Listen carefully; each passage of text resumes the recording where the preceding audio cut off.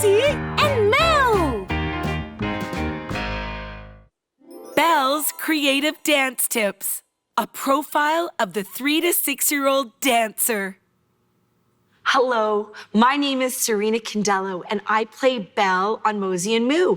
And here I am at the set.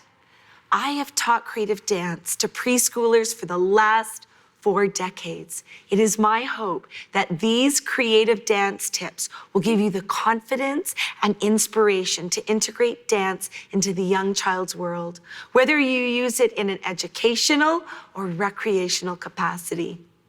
When working with young dancers, we need to remember who they are and what their internal compass is set at so we can create that perfect class for these spirited tiny beings.